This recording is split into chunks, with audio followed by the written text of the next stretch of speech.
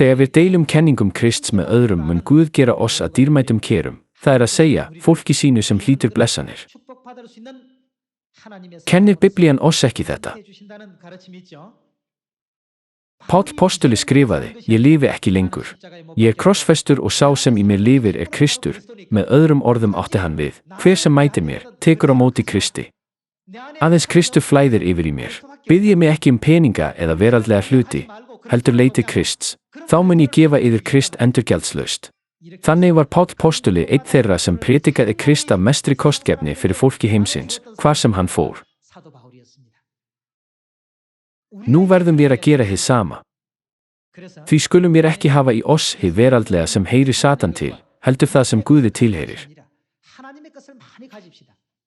Aðeins þá getum við veitt fjölskyldum vorum, samfélaginu og hinum ólánsömu sálum í heiminum von framtíðina. Lítum á Jóhannesarguspjall 10. kapla, 10. vers. Þjófurinn kemur ekki nema til að stela og slátra og eyða. Ég komin til þess að þeir hafi líf, líf í fyllstu gnægð.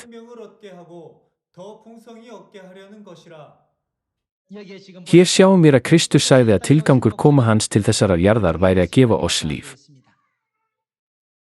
Ímyndið yður ef allt í heiminum væri dautt.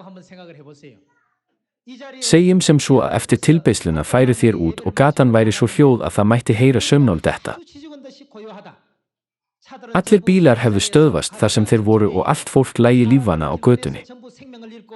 Trén við götuna væru þurr og ber. Þegar þér kæmuð heim væru hundurinn og kötturinn dauð, liggjandi undir borðinu og í sófanum. Ímyndið yður slíka aðstæður. Ímyndið yður að engin lifandi vera væri til. Þegar þér hugsið slíkan heim, hversu skelfilegt það? Eru þér ekki sammála? Kristur kendi okkur að slíkur heimur væri andlegt ástand fólks á þessari jörð. Hins vegar gerir fólk sér ekki grein fyrir því. Þess vegna sagði hann, ég komin til þess að þeir hafi líf. Samkvæmt Markúsarguspjalli 1. kapla, 30. og 5. versi, fór Jesús að predika til að bjarga lífum. Aðeins þeir sem hafa Krist að fullu í sér geta að fullu predika Krist fyrir fólki. Fyllumst Kristi svo að við getum haft hugsanir, hugarfar og anda Krists. Ég bið yður öll að fylla hjörtu yðar anda kærleikans sem Kristur vill birta á þessari jörð og lík þar með predikun dagsins. Þakka yður kærlega fyrir.